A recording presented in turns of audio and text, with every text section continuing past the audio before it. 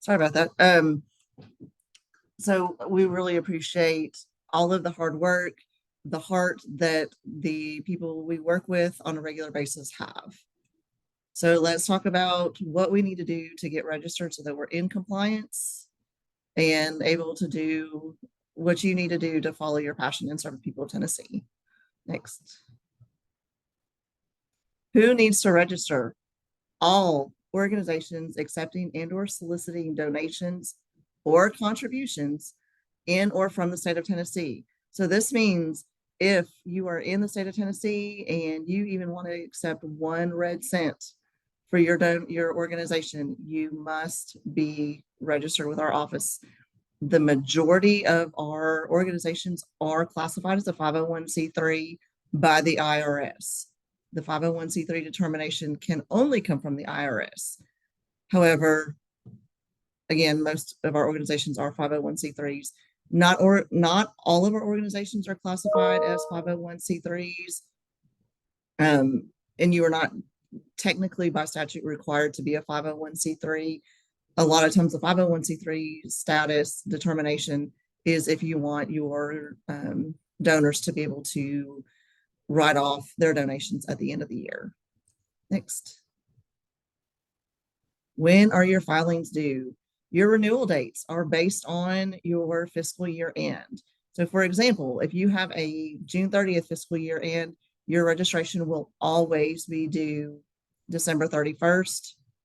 And I didn't change that.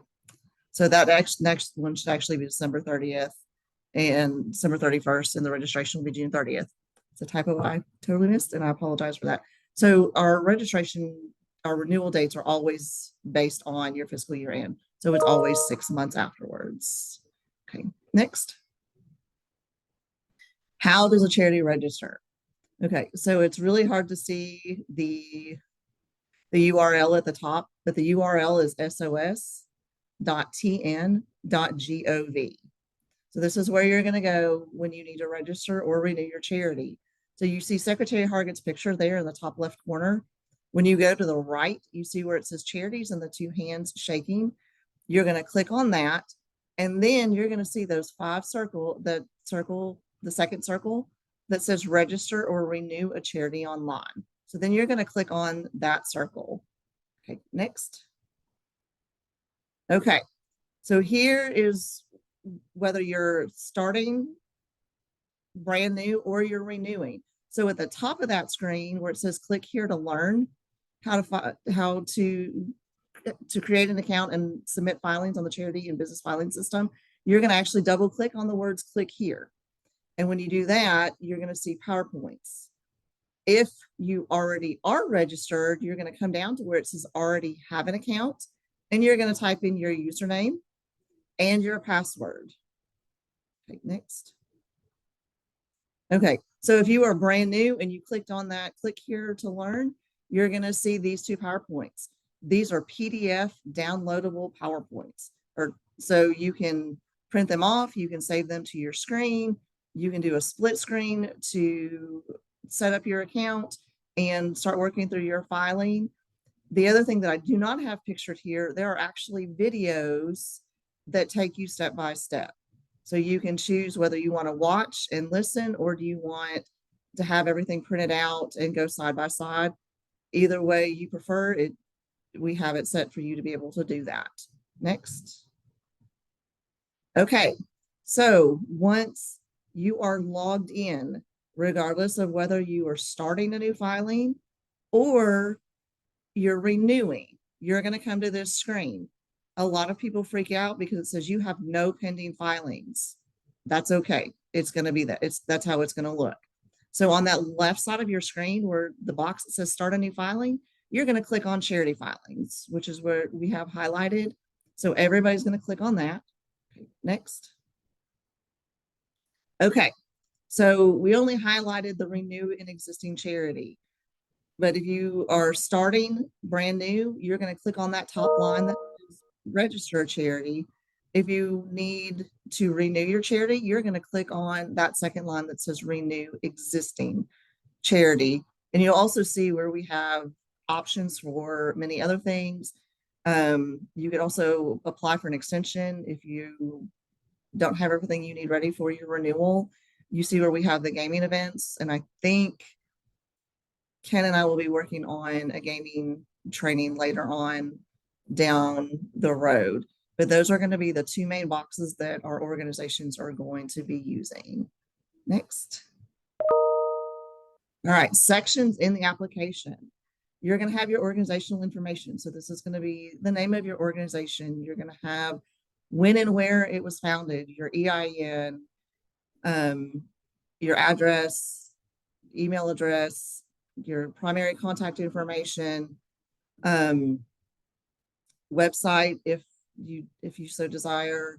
Then the second section is your tax and financial information. And this is where your summary financial activities is also completed.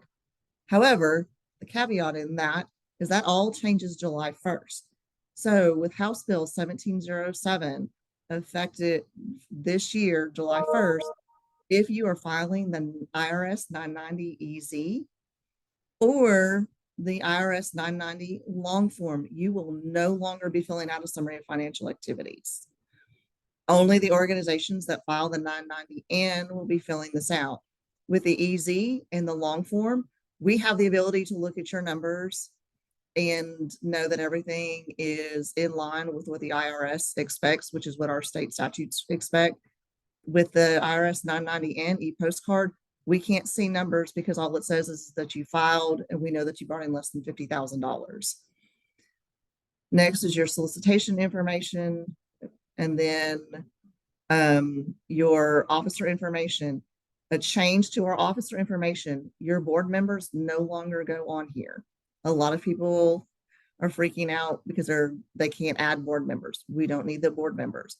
At this point, the only thing that we need are your actual officers. And the statutes technically only require 4.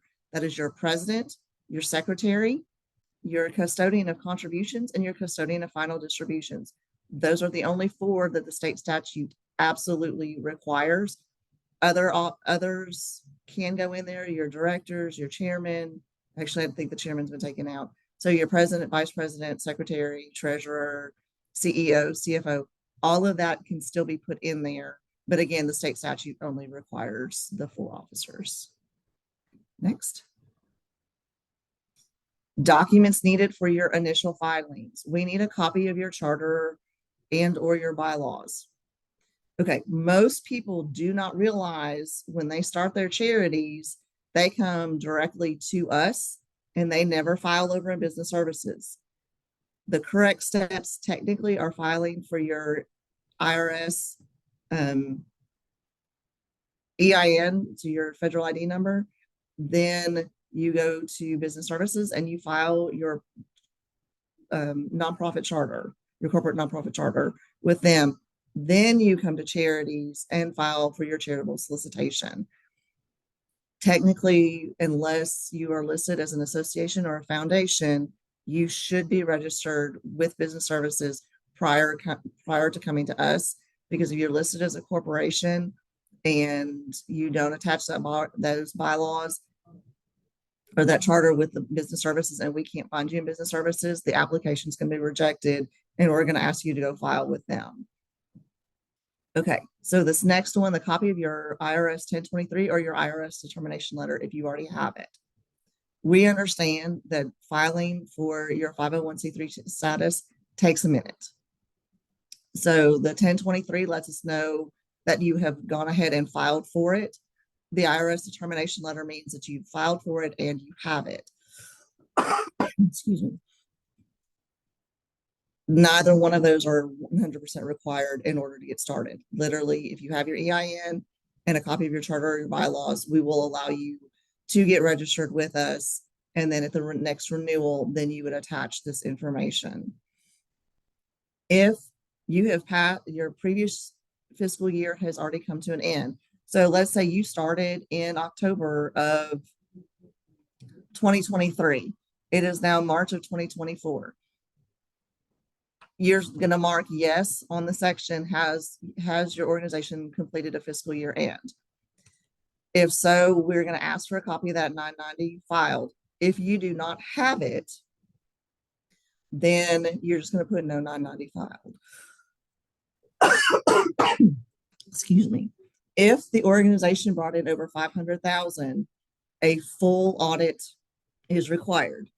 Again, House Bill has changed those rules starting July 1st. So House Bill 1708 has raised that threshold to $1 million. And that was done because the legislator felt that the 500,000 threshold for many of our organizations was causing more damage than good. So we've raised that threshold to $1 million. And again, that goes into effect July 1st of this year. Next. Okay, so documents needed for your renewal. If you have made any amendments to your charter or your bylaws, it's going to ask you if you've done that, and you're going to mark yes and attach a copy. I'm sorry, y'all. Welcome to spring in Tennessee. A copy of your IRS 990 filed from the previous year. So right now, for the majority of our organizations, we are looking for a fiscal year ending December 31st of 2023. Again, the audit, if you brought in over 500,000, an audit is due come July, that threshold will be raised to $1 million. If the organization has an assumed name, this means, and it's going to ask, are there other names used by the organization in the registration? If the answer to that is yes, and you put in names, we have to have documentation from the state stating that those names are registered with business services. Many organizations like to just attach a document with their organization letterhead and stating, oh, hey, we use these. That's not legal. We need the actual DBA assumed name forms from the business services office. Next. All filings require the signature of 2 officers. So once you get to the end of your application, there's going to be a place for you to send out signatures for 2 officers. They must be 2 separate people. In many of our filings, the one who is the preparer will send an email to themselves to sign and another officer. A change that has been made within the last, I guess, 3 to 4 months are the signature titles that we can actually accept. So the approved signature titles are president, vice president, secretary, treasurer, CEO, CFO, the custodian of contributions, and the custodian of final distributions. Excuse me. In the past, we've been able to accept director, board member, chairman. We can no longer accept those titles. These are the only titles on the signature. Now, back in the officer section, you can have multiple officer titles next to your name. However, if you are the one signing it, these are the only titles that you can sign under. Next. All right, so our fees for the renewal and the catch-up. Once all signatures are in, then the preparer of the application is going to log back into the account and go under my filings. That doesn't appear until after signatures are in. So you'll log in and there's a green payment button that's going to appear if the organization brought in over $50,000. Under $50,000, once both signatures are in, it comes into our queue to process. If it's over $50,000, the filing fee is $10. Also, if you're late and you're under $50,000, you're not going to be paying any late fees. Over $50,000, the late fees are going to be $10 per month, and that goes up the first of every month. The other option that we do have, because some organizations do not want to pay with a card or they don't have a card,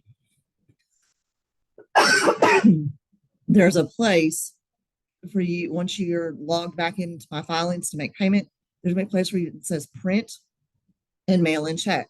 You must mail in the application with the tracking number on it. Next. Yeah. So that is the end of my section. Let's turn it over to Ken for ethics.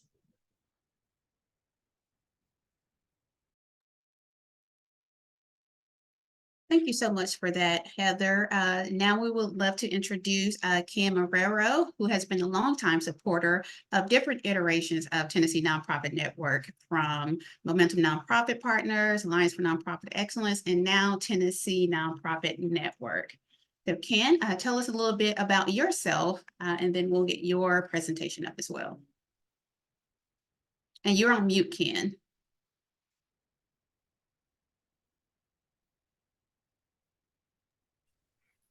Am I unmuted now? Yes. Awesome. And my screen went away. I can't see all the lovely people that I was just looking at during Heather's presentation. So I'll pretend that I can see you. My name is Ken Marrero. And as April said, she and I, or the organization TNN and I, have been doing this for a long time together. I've been an investigator here for about 10 years. I just started my 11th year, and have been doing live and online presentations like this with TNN for probably 8 of those 10 years, some of them in person, some of them online. And I just want to commend all of you who are on here today for being here. This is an excellent step forward. And I just encourage you to continue your association with and your learning from relationship with TNN just indefinitely. I have found them to be an incredible resource. I wish there were like places like this all across the state. So, but now they are the place all across the state. We don't need anything else. I am from the North originally, so I talk at about 90 to 120 words per minute. Sometimes I get excited, I have gusts up to 150, but we will get started here. Go ahead and pull up the next slide, please. Welcome to the world of Herodotus. This gentleman was a historian in about 400 BC. And what we're going to start with here is the idea of like, what is ethics in philanthropic behavior, ethics in charitable solicitation? Why are we even talking about something like this? And I want to go back and highlight sort of the history of the word ethics, where it came from. Back in Herodotus's day, and he was around 400 BC, he used the word ethea. And what it meant was, it was a descriptive term for the lair or the den of animals, places where they habitually spent their time. That word has changed in meaning, but that's the origin of the word, where people habitually, or where actually animals rather, habitually spent their time. Next slide, please. And after a few years go by, Jesus is born. You have Christianity getting started. You have the rise of Islam and a number of other things. Around 1000 BC or 1000 BCE, I guess it would be, the era of the Vikings, give or take. The word has changed. Now the Vikings, trust me, are not using this. They're just like, Odin says, yes, okay, we're good. But still in Greek and that area, the classics, if you will, ethea has changed. Now they're using a word ethikos, and actually they pull in the word ethos for the first time.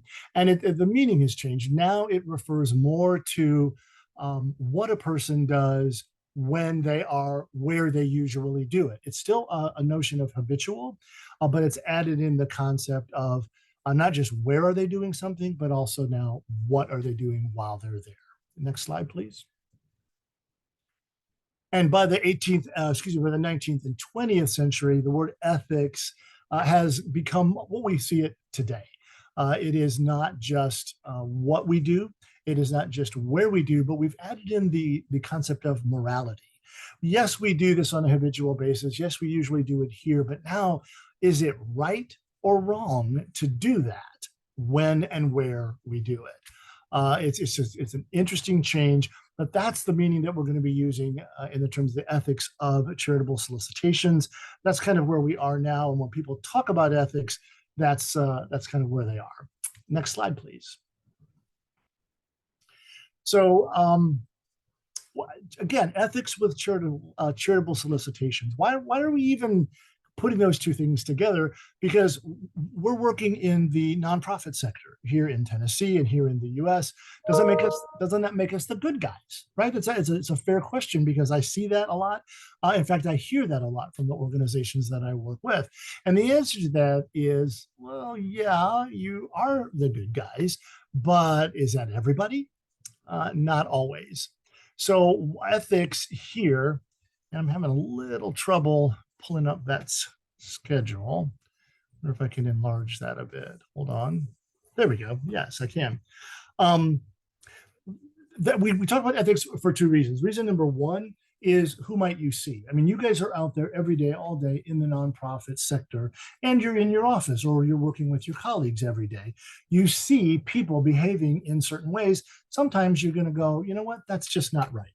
And so how I want to describe all this to you and how you might see and who you might see rather is what I call the rule of 10 in the Tennessee nonprofit sector. If you go ahead and bring up the next slide, the rule of 10 has three parts. The first one is the rule of 10. Part one is 10%, and you'll forgive me my affectation with the whole Tennessee thing that I've got going on here. Recently, the U.S. Department of Labor released some statistics, and it was sliced and diced by a lot of different folks. But what the surprising thing that I saw in the midst of all of that is that the nonprofit sector in Tennessee, or actually around the country, represents 10% of payroll in the U.S. Now that's everything. That's the small church guy who just gets $50 a week to come in. He's normally an electrical engineer Monday through Friday, but he comes and he preaches a sermon at a real small congregation, and then they pay him $50 a week. To the guys who are making $50-60 million a year as the head of a multi-million-dollar nonprofit entity somewhere. But nonetheless, 10%, that puts them on par with manufacturing payroll, puts them on a par with retail payroll. There is a lot of money out there and in there for people who work in the nonprofit sector, as well as the benefit to the larger body of citizens in the United States. So 10% in the US of payroll. Next slide, please. Part two of the rule of 10 is Tennessee itself, the Tennessee factor. We've got 10% of payroll all across the country, give or take. But there was some recent IRS data that was released it's been about 10 years ago now. And that was sliced and diced, and it came out with a very, very interesting picture of who gives and where those people give. This particular thing that I'm going to talk about is a very, very limited study. It is just the IRS data as to how much money people made, and of that money, how much was given in charitable giving. It didn't address anything else, so it's very limited in scope. I'm going to come back and address that in just a second. And surprisingly, Tennesseans are very, very, very generous. You see that 325 on there. In that particular study that I'm referencing from 10 years or so ago, Tennessee was found to be the third most generous state in the nation. Remember now, this is income made and given to charity. Those are the only two factors here. They were the third most generous state in the nation. And when they looked at that, they went, well, gosh, if that's kind of had some interesting findings there, what if we extended that down to the 50 largest cities in America? How would they rank? And Tennessee had two cities in the top 5. Surprising a lot of folks, Memphis is the second most generous city in the country for that study. And Nashville was the 5th most generous city in the nation for that study. And again, I am intentionally repeating this again and again. This is just IRS data, revenue generated or income reported rather, and then charitable giving reported. And the reason I'm doing that is there are other studies that have been done since then that have added other factors. There's a very significant one that's out there that lists Tennessee as the 35th most generous state in the nation. That's a big difference from number 3, which is what we're looking at and what I just shared. And the reason is they have 19 different things that they're looking at. Yes, they look at revenue reported and charitable giving reported, but they also have added in things like a volunteer rate for the state, the homeless, the numbers of homeless and how they're treated, and policies for them and practices for them in the state.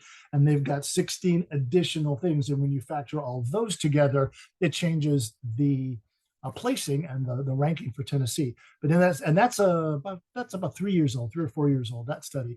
But the study that I'm referring to, the one that I have, is just income, giving, and charity, or Tennessee rather, the rule of 10 in Tennessee, that we're very, very generous states. Now, what do those first two things have? What do they mean in context? Go ahead, the next slide up, please. Meet Willie Sutton. This gentleman was a bank robber back in the sort of heyday when criminals were also heroes. Bonnie and Clyde, John Dillinger, Public Enemy #1, that kind of thing. And the third rule of 10 is tendencies. Willie Sutton was actually interviewed once, and he was asked the question, "Why do you rob banks, Willie?" And his answer is practical and famous. He said, "Because that's where the money is." There are bad people out there who are intending to use the nonprofit sector to do bad things. Their intention is not honorable. Their intention is not service oriented. They're going to do bad things because that's who they are and what they intend. And if you're one of those guys, where would you go if you were going to do that? Would you go to the state that is ranked 50th in generosity and has no cities in the top 50? Or are you going to come to a state like Tennessee, that's the third most generous states, with 2 cities in the top 5? When bad people tend to do what they do, they tend to be smart about it. And we actually having the reputation that we do, there's going to be bad things happen here. So that first thing that I wanted to talk to you about, why ethics in charitable solicitations, is who might you see? Could I have the next slide up, please? You're going to see people out there. You're going to do things. You need to understand who you might see internally or externally. And if you do, and perhaps when you do, this conversation, I want to be part of your memory so you know what to do with that. That is my direct line. It rings on my desk. It does not come through the switchboard. I want you to call me if you see somebody that you think is doing something wrong, because what happens, it's been my experience that anything that happens in the nonprofit sector impacts the sector. It's not like if something goes wrong in say a pet rescue, that only other pet rescues are impacted or affected. If somebody is using the nonprofit sector to do bad things, it tends to impact and depress the public's willingness to trust you guys. It impacts giving, it impacts whatever. And sometimes those tendencies don't reverse. Sometimes people just walk away and go, you know what, I've done this for 10 years. I'm just tired of it and I'm not coming back. And we are here in part as a division investigator. My object, my goal is to increase and to promote charitable and philanthropic behavior and activity. We're here actually to help you succeed, which sounds strange, I know, coming from a government regulatory agency, but that's our goal. But we're also here to protect, because there are people out there who would impersonate you or who would take donors and volunteers and whatever away from you. We have a responsibility to you guys to make sure that doesn't happen. So that's who you might see. If I can have the next slide up, please. The second reason that we do ethics in charitable solicitations is who you might be. Because sometimes, while 99% of the nonprofits that I deal with seldom, if ever, have a problem with the law here in Tennessee, or seldom have a problem beyond, say, a registration issue that Heather had covered, not everybody's like that. We talked about the people who came to intentionally do bad and be bad. And it's that question, well, what are you guys doing that, while it may not be illegal, isn't necessarily working towards the best interests of your donors, your programs, your long-term success? So the first part was who you might see, other people out there. This is who you might be, what you guys might be doing that you want to correct. Bad habits that you may have, or things that you may face in the future, and you go, ooh, no, I remember when Heather and Ken were talking about that stuff. That's a sort of a red herring. That's a red flag. I'm not going to do that. I'm going to move around it. 99% of the folks that I talk with, plus never really have a problem. And when they do, it's not because they've become that first group of people. It's not because they've become bad people. They're still good people that they've made a bad decision and they've made a bad choice, perhaps under pressure, not necessarily pressure from people, but just deadlines and finances and opportunities and so on. And they make a choice that they wouldn't normally have made. And it ends up with a bad consequence. Or maybe they drop a habit that they've had, a good habit that they've had for some time, and then it proved disastrous. What I'm going to take the rest of the time to do is to talk about those kinds of things. What happens when you make bad decisions and where those bad decisions might be made. I wish I had the time to do, all of them. I wish I had the time to run down every little possible opportunity or option that you had ethically to do that. It's just not practical. So I've got some bedtime stories that will highlight some sort of 30,000-foot views about what you might want to direct your attention towards so that you have the best opportunity to not make some of those decisions. And if we could have the next slide up, please. These are what I call bedtime stories. What don't I know? What didn't I do? Most of us are here. Well, most of us, I'm going to assume all of us are here because we want to do things the right way. And yet there are still things that come across my desk on a regular basis that are avoidable. The $8 million meeting mistakes, one of the things that you need to do so that you don't have some of those problems and some of those issues is keep learning. You know what you know. This is one of the reasons why the Tennessee Network, Nonprofit Network, is an amazing partner for you because they offer stuff like this. Keep learning. There's stuff you don't know now. The $8 million meeting mistake, I don't know the history of your particular organizations, whether you have been around for 10 years or whether you're brand new, but I'm going to assume that you're excited and you're passionate about what you do. This particular organization was brand new, and lightning does strike. They were brand new. They were working in the area of sustainability, and they were given an $8 million piece of property.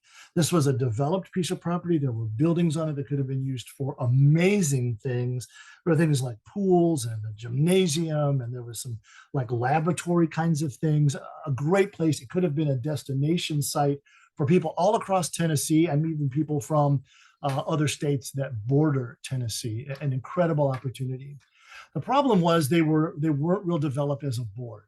There was a board that was there. That was the board that was given the property. And as soon as they got it, as often is the case, man, we've got this great thing. What are we going to do with it? And there were different visions as to how this property should be used, how the vision should be carried forward.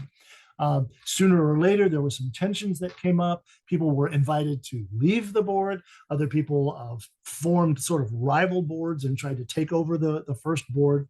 But through all of that, there was one board that seemed to be the one that had the most together. They had their ducks in a row. They were mostly the original people in the organization. And so they were the ones that everyone really kind of said, if you're going to deal with them, we're going to deal with those guys. A couple of years went by. This fighting, this infighting and the pulling and tugging had been going on literally for years. And one of the rival boards found out or discovered that the board that everybody was looking at, the one that has sort of been in charge all the way through, a couple of years earlier, had failed to hold their required by law one time per year annual board meeting. You may or may not know this. By law, you must have a board meeting at least once a year. You can have 12 once a month. You can do 4 once a quarter, but you got to have at least one. You could have one, one a week if you wanted, but you have to have one, and they didn't. The rival board took the board in charge to court, and what happened was they won their case. And so every decision that the board in charge had made, like from 3 years earlier up to the present, was simply invalidated by the courts. And the chaos was, well, whatever. It destroyed everything. Nobody could, by then there were back city taxes that were owed, and there was all kinds of, there was vandalism to the facilities and the campus. There was a swimming pool. People had thrown fish in there that had died. Vandals had come in and ripped open the walls and stolen like the copper wiring out because there was nobody in charge. There was all this infighting. And ultimately, nobody was able to make the changes that were necessary and make the decisions that were necessary because of that one board meeting. I was out there. I saw the campus early. These were, oh gosh, I just feel so bad for Tennessee and Tennesseans because these guys didn't know that they needed to meet once per year. Keep learning. You don't know what you don't know, and you don't do what you don't know to do. So continue to make yourself a student of the market sector that you're choosing to operate in. While you're doing that, one of the areas that you're going to run up on is best practices. The check is in the email. Gosh, and these are all, I mean, when I talk about this, these are all investigations that I had. These are people that I worked with, things that I had to work through and deal through. These are real life situations. It's not just a story that might have happened or happened somewhere else. There was an organization that had their registration had expired. So they were talking with Heather and her group of folks over on the compliance side of things. And one of the things you have to do is provide your financials, as Heather talked about, to us, your 990 and how it works and the money that's on that and so on. The organization that I was talking with was unable to do so. They couldn't get them. And that happens sometimes. Maybe they were stored at a former treasurer's house and they need to get in touch with that person. And so we do allow them some time. But after a while, I was like, look, what is going on? You guys are saying that you can't get the data. It's your information. Why can't you get it? What they had done is this: way back when they started, they got just a throwaway email address for their treasurer. It was like treasurer@abc.org. They had a website, but they did not spend the $2 a month to get treasurer@abc.org. They wanted to save that money. And so they just told the treasurer at the time, hey, get a throwaway one. I believe it was a Gmail account at the time. Now there's Hotmail, Yahoo, and so many others. And for the first couple of years, again, while things were well on the board, everything was good. All the correspondence, all of the information that related to the financial running of the organization passed through that email address, and the treasurer did what they needed to do with it. Everything was fine.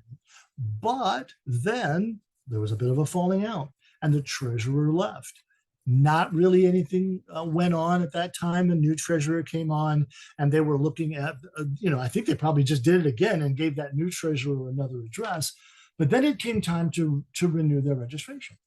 And when they went to the old treasurer to get the information, they were like, I don't have to give you that. And they were like, what do you mean you don't have to give me that? I'll give us that. It's our information. That's our email address. And the treasurer was like, or the former treasurer was like, well, no, it's not. That's my email address. You see, I opened up treasurer@abc.org. You did, well, would be treasurer@abc.org @gmail.com. It went out that way. That's not yours. That's mine. And I don't have to give you anything out of that. And they were like, oh my gosh, come on, don't do this to us. We did whatever. And they were like, hey, sorry, don't do what you did to me. And it delayed this thing incredibly. It was month after month after month after month. And I understood their problem, but I also have a responsibility to the law. And I'm talking to these people going like, look, if you guys can't get this taken care of, I'm going to have to fine you. Fix this. And I don't know how to tell you how to fix it. You created this. I can't give you guidance or options on this. Eventually, they did get it done. They were not fined. But had they just done a best practice, they run their business like a business. And that is something that I see in the nonprofit sector a lot as I work across the state. And I've been told to my face things like, I'm a nonprofit organization. We don't make a profit here. And I was like, you better make a profit. Otherwise, as soon as you run out of money, the lights go off, the website gets turned off, and so on. Other people have said, I'm not a business, I'm a charitable organization. And I have to come back and go, honey, you are a business. You need to run it like a business. Keep your books, keep things at a level of professionalism, and best practices fits into that. If you have a website, I recommend, you're not required to do this by anybody. I recommend that you spend a couple of extra dollars and get yourself an email set that you control, that you have access to the passwords on, that no one can ever take your data that might pass through that away from it, that you can monitor and have guidelines and rules for how that email account is to be used. If we go there, then you're in charge. And this just runs out all over. Do you have your people use their own phones? Or do you have an electronic use policy? Best practices just extend out and out and out and out and out. Take a look at those. Keep learning. Keep up with your best practices. It will serve you well. Keep your integrity. I'm not funding a gold digger. This one is probably one of the more tragic ones that I've seen because it didn't really have a good ending. There was a gentleman who was part of a larger group here in Nashville. He was hit crossing the street by a hit and run driver and was injured very, very badly. He was unable to work. He was engaged at the time. His fiance quit her job, came home to take care of him, be his full-time caretaker. One of their friends had a nonprofit and wanted to help this couple because they were friends. So they said, hey, look, we're going to do some fundraisers for you and we'll let you have the money for living expenses. You can pay bills with it. You can do medical stuff with it. All of that. We'll do that. And they were pretty successful at it. They raised like $50,000 or $75,000. The problem was this: they said to donors. So what happened was all the other friends of this couple, the two couples the two individuals in the couple, their families all got together to make the fundraising events successful. And so they gave their friends and contacts and other people who knew these guys and loved them and wanted to help their families. And they had this huge list of donors that they sent out. Hey, we're doing this as a fundraiser. We're going to give it. It's tax-free to you guys, and to them as well. And so people gave and people joined into the effort. And what they were told again was, hey, this money is going to go for living expenses. It's going to go for medical bills. It's going to go for, food, the stuff that you need. Fast forward a few months, and the wear and tear on the relationship was just too much for the gal. And she, while she had been engaged to this gentleman while he was healthy, she decided to break off the engagement, and his family immediately picked up the care for him. But she had emptied her savings. She had quit her job and had been depending on the finances and the financial help that was coming from the nonprofit. And so she reached out to the nonprofit and said, hey, I've had these expenses that I've incurred over the last 6 months or so. I know that you've done that. I'd like to be reimbursed for those. And the person who ran the nonprofit was just like immediately offended. And they're like, look, this is our friend. You just abandoned him and left him there, whatever. We're not giving you money. Now you're coming to us. You're trying to make money off of the tragedy to our friend. Well, they didn't give her the money. And she was like, what am I going to do? So she turns to her friends and her family, who she had brought in to give money to this effort and to this cause. And what they were told is the money would go for living expenses, medical bills, just anything that they might have. And it created a problem because what those people were told and then what was actually being done with their money, two different things. The nonprofit said, we're not funding a gold digger. The people who gave to the nonprofit said, but you said living expenses, you said all this stuff. Had we known you were going to do this, we'd have just given money directly to the couple or directly to our cousin, daughter, friend, whatever. And then she could have spent it there. We got involved with this based on what you told us. And ultimately that organization did have penalties assessed against them. And when the penalties were assessed, in order to preserve the capital and the money for the individuals involved, it was assessed against the people running the nonprofit, not against the nonprofit itself. There were fines that were paid for by the board and the officers and the people in charge. The money that was given to be helpful to the individual was not to be touched to pay those fines. Keep your integrity. And really the best way to do that is the next one. Keep your communication clear. what do your donors think you are doing with their money? 100% of funds is the way that I like to illustrate this one. And you may see this on flyers or online where people say, hey, we're having this event, and 100% of the money that we raise is going to help cause X. But what they really mean is net funds, because they're having a concert maybe, or maybe there's a small art auction that people are donating stuff to, or maybe they have a silent auction and they rent a hall, and maybe there's a caterer for the meal and so on. They may raise thousands and thousands of dollars, which is a great thing that's going to go to this cause, but they're not giving 100% of the money raised. They're giving 100% of the money raised minus the cost of all of this stuff. If you tell people, hey, we're going to give money for living expenses and so on, then you need to honor that. If you say 100% of funds that are out there or that we raise are going to go to this cause, then you need to honor that. If you mean net funds, then say that. But you can't say 100% and do whatever, because now you've misled your donors.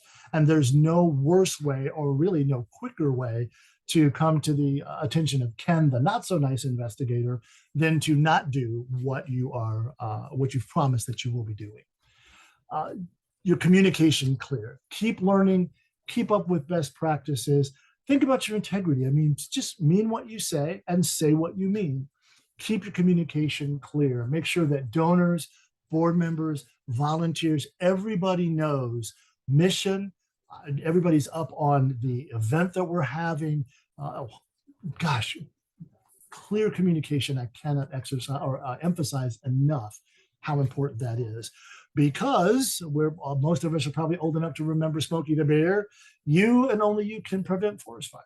You guys are the ones. You and only you are responsible for your organization's reputation, for its actions, about how it's perceived by the public.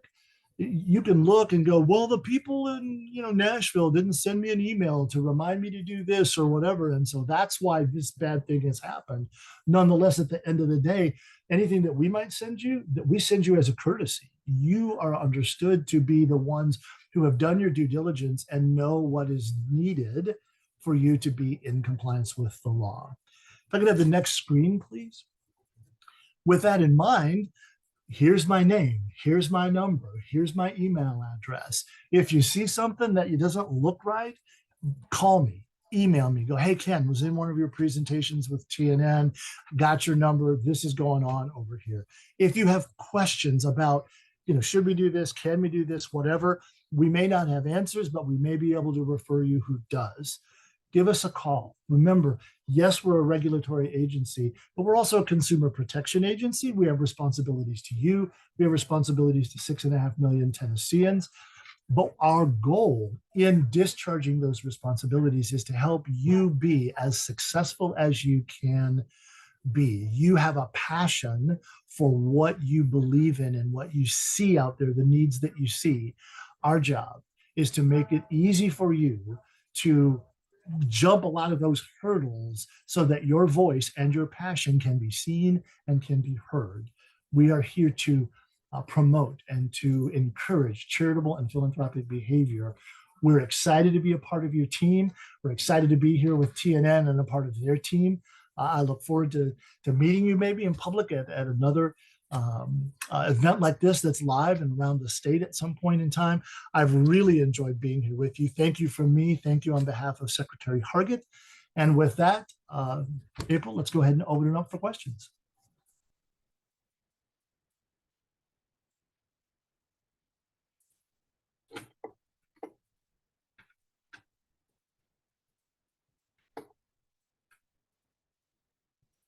Thank you so much, Ken. Thank you so much, Heather. This presentation was so good. I have a page of notes myself to make sure that we at Tennessee Nonprofit Network are in compliance, both ethically and as far as registration and everything. This was really, really good. And so I am going to the chat, and Dorian, if you can help me to kind of monitor the chat. If you have any questions, feel free to unmute and ask your question or throw them in the chat.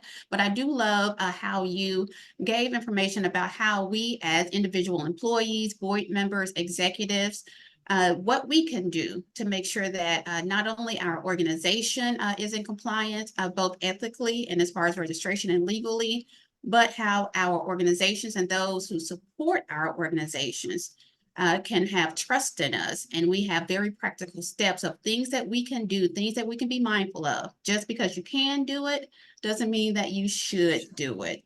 I love that is going on Post-it notes in everybody's office at Tennessee Nonprofit Network. Just because we can doesn't mean that we should. And so we will go to the chat. We do have a few people saying awesome job, amen. I got a personal message asking if they will receive the recording. Yes, you will 100% receive the recording. So we want all of our nonprofits across Tennessee to make sure that you are in a place within your organization where you know what you should do, what you can do legally, and what you shouldn't do just because you are able to. We have some incredible causes throughout Tennessee. People are doing fantastic things that are so needed in the nonprofit sector, and we want to make sure that we are all on the up and up. Curious, an example of an electronic use policy. If that person might unmute and an example of it for what end or to what end. I mean, an electronic use policy could be we give you, like, this is my personal cell phone. This is my cell phone that's provided by the state of Tennessee for me to do my job. How I use this one, there are rules that the state of Tennessee has. I can't be, checking Facebook and doing whatever on that, but I can use it for, I can have like Waze or something else on it because I do travel around the state sometimes for business. And so while many people just use Waze to get from point A to point B, I get to have that on my phone and use it for work. But there are all kinds of things. If you remember, it's been probably 4 or 5 years ago, Secretary of State Clinton got in that whole thing. There was a server in her basement or something, and her personal BlackBerry that's out there. And that was in contravention to established policies that the federal government has for people using personally owned electronics. But it could be anything. There was another case that I had where an organization had some really, really nice recording equipment.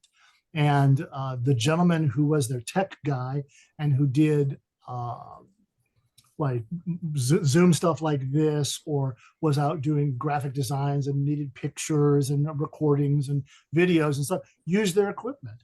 Well, he also used their equipment and had it in his home for his own personal business. And when he left the organization, there wasn't really a problem. But when he turned all of his gear in and people were looking through it, they found all this, and there wasn't anything unsavory or bad. But they realized, hey, this guy took our stuff and helped himself without our knowledge. And had we known, we would have said no, not because we don't like him, not because he was doing anything like bad or illegal or wrong, but because nobody else was able to do that. He had the equipment. And so for them, it was a question of sort of equal use and equal benefit to everybody that worked there. When you come to best practices like that, some of them have to do with like legal and illegal, but many of them are just, this is our culture. This is who we are. And we don't want to offer you a benefit that everyone doesn't have equal access to. Or we understand that maybe you would just use, your phone to do a couple of personal emails every now and then. But if we let you do that, then maybe this guy over here spends 4 hours a day answering emails to family and friends on his work phone. And so we're just going to have the policy that says, well, it's not illegal, it's not even necessarily immoral, but our policy is your work provided phone, your work provided email address, your work provided laptop, your work provided anything that you might have is for work use and work use only.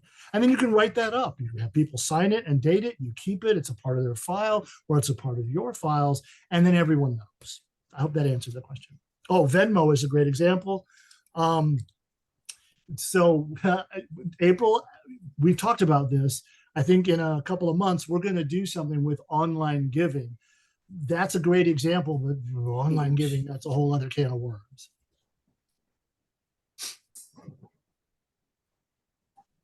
Okay, what are some best practices if our organization would like to start fundraising via auction or raffle at an event? And we have a session coming up in May around this as well. Right. Heather, you wanna So, jump in there? Yeah. okay. So for gaming, and I'm just going to do a brief overview because we are going to do a training at a later date.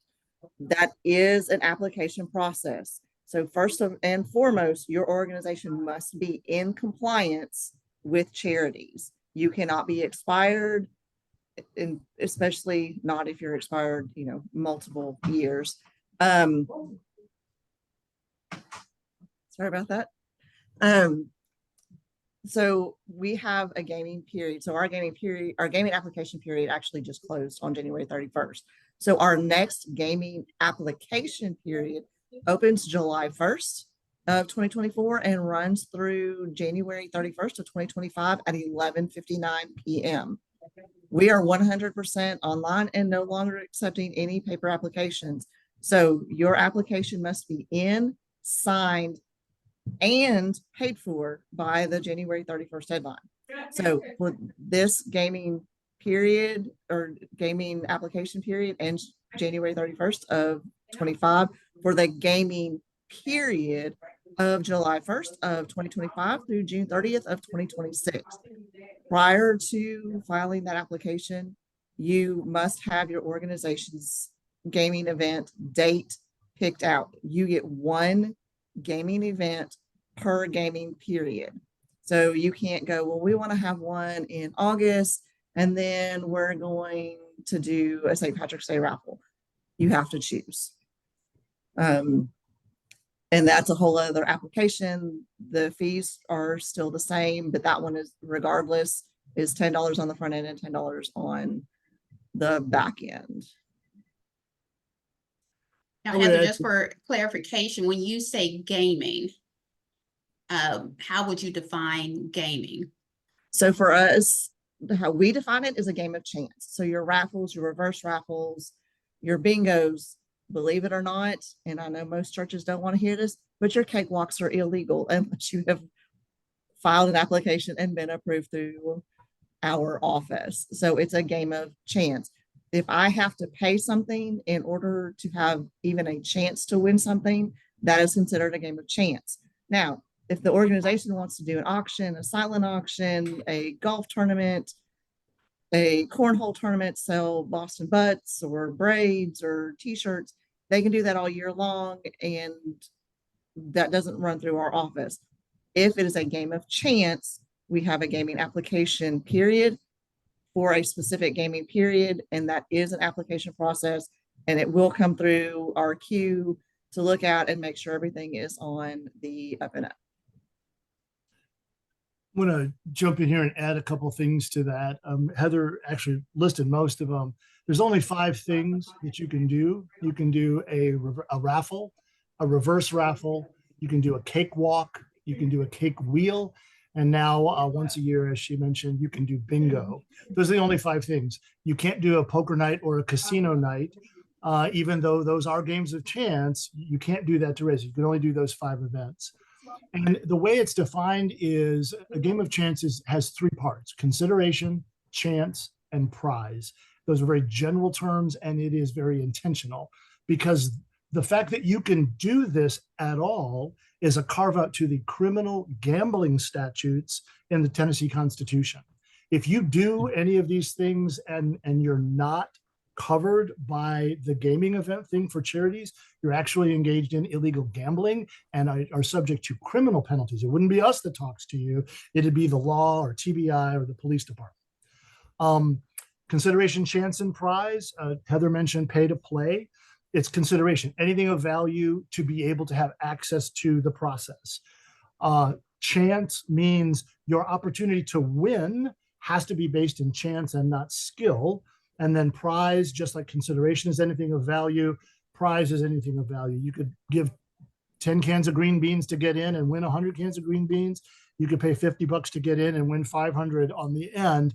Doesn't matter, consideration and prize. And then chance is real important. You can do things like a 3-on-3 basketball tournament where each team pays $50 and the winning team gets 500. You've got consideration and prize, but winning is not based in chance, it's based in skill.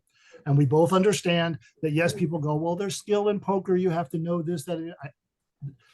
Now you're into the criminal side, talk to the cops and whatever, not us. That is considered chance. And so if those three things are there, you can't do them without talking to Heather and her folks. But if you have questions about how your event that you're talking about running might be seen, give us a call. Heather's here, I'm here, because sometimes it's not. There was a bingo that was being run by an elementary school over in East Tennessee a number of years ago that was turned in and complained about. They're having a game of chance. And when I talked to them, they were doing bingo. They hired a company to come down out of Kentucky that had the popper for the balls, and they had all the little red dots and the shoe polish things to make all the marks on there. And when you won, you won. It was an elementary school. If a child won, they won a book to read for the summer. If their parents won, they got a candy bar or something. So there was a chance and there was prize, but there was no consideration. Nobody paid anything to get there. The whole thing was paid for with a grant for a summer reading program for the school. So while they had chance and prize, they didn't have consideration. That's not a game of chance. It was bingo, and they called it that, and we let them do it. So if you're not sure, call us, but those three things have to be present. Any one of them missing is not there. Or if you like, call the local PD or the local sheriff's office. I recommend calling your district attorney's office. There's 31 judicial districts in Tennessee. All of you out there have a DA. Call your DA, go, we're thinking about doing this. How do you feel? Because if we find out about it and it turns out not to be something that we've covered, we just refer that to the DA. And let the DA make that decision. So, And we do take those calls. Please don't hesitate to call us, because we are more than happy to talk to you. We would rather you call us, ask the questions, and make sure that you're on the up and up and doing everything ethically, rather than to go, well, we think this is okay, and then end up in trouble on the back end. It doesn't bother us. People apologize when they call. Please don't apologize. That's why we're here. And we genuinely want to help you, and we want you to be successful. There's another question, Heather, for you there in the chat about the 4 board officers required for the report. Can I get clarification on what that question is, please? It says, can you repeat the 4 board officers that are required for the solicitation report? Okay, so we actually no longer require board members. So the 4 officers that are required by state statute are the president, the secretary, the custodian of contributions, and the custodian of final distributions. Those are 4 officers that must be on every single application. If you list more than that, that's fine. We don't reject for that. We don't count off for that. If those are the only 4 that you have, and it's technically only 2 people that are divided between those officers, that's fine. And that was another thing that I probably should have said on the front end. In your officer section, you must have at least 2 people. You cannot run a nonprofit charity by yourself. There must be at least one other person. And then, like I said, the state statute requires those 4 officers. So you don't necessarily have to have, 30 people listed, but if you have, anywhere from 3 to 5 minimum, that kind of helps with the checks and balances. And everything is not resting on one person, and you're less likely to get yourself in trouble on the ethical side of things if you've got somebody else who's helping with the checks and balances. So Heather, what other role name would those be under if you don't necessarily have a custodian of contribution? Like, what else would that show up as? So honestly, on our application, if you do not choose the custodian of contributions or the custodian of final distributions, it is going to give you an error message. It's not going to let you move forward. So while we cannot tell you who to give these titles to, the custodian of the contributions and the final distributions many times will go under the treasurer. So it'll be the treasurer and then the custodian of contributions and the custodian of final distributions. That is not required, We cannot tell you that that's how that has to be. But in the majority of our organizations, that's what we're seeing when it comes across our desk. But those must be listed or the application isn't going to let you move forward. And what Heather was referring to before, there are two named officers that you have to have. You have to have a president and you have to have a secretary. But when she said that, you need at least two people, because those two people cannot be the same person. You cannot have No. one person who's the president and the secretary. Got to be separate people. Okay, and I think you kind of addressed this, but it says if cakewalks aren't tied to a donation, do they still need to have an application submitted? If there's no pay to play, and I think Yeah. you did address this, Ken. Yeah, Ken did address that. consideration, chance, and prize. If there's no consideration, if everybody's just wandering in and everybody brought baked goods and you're all going to have a party and hey, he won the cakewalk, I as an investigator, I'm not going to be upset with that. But again, if there's any question, in other words, if you're just doing the cakewalk for fun, but if you are doing the cakewalk to raise money for your organization, there's going to be solicitation involved because you're raising money. So, yeah. Okay, and someone asked, where can I find more information about the definition of the custodian of final distribution? So if you will go to sos.tn.gov,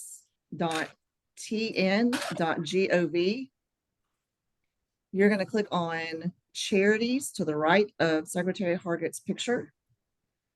And then if you go below those 5 circles where I said that second one is that register or renew a charity online, if you will go just below those 5 circles, there's 8 boxes. And each of those boxes have to do with questions in regards to charities.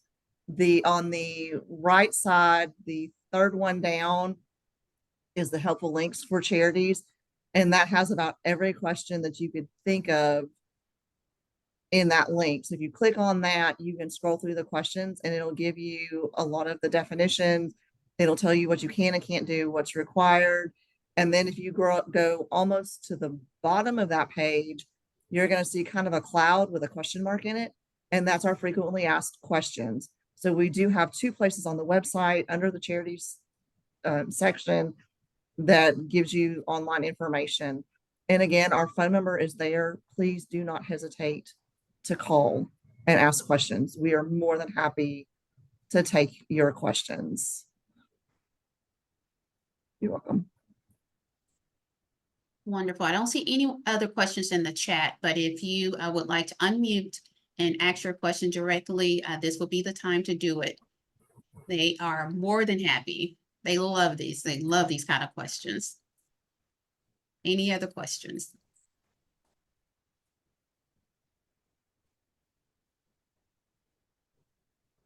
And of course, we are going to send out a copy of the recording, and we will have both Ken and Heather's contact information. So if anything pops up in your mind after this, you are more than welcome to reach out to them.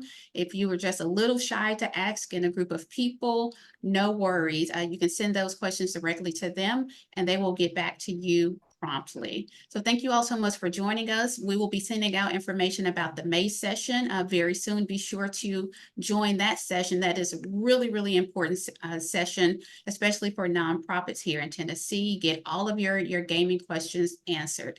And we will see you in a few weeks. Thank you so much for joining, and we will be sending out this recording shortly. You all have April, a wonderful thank you so much for Thursday. having us, and we Yes. just loved it, and looking forward to May. Thank you so much. Thank you both.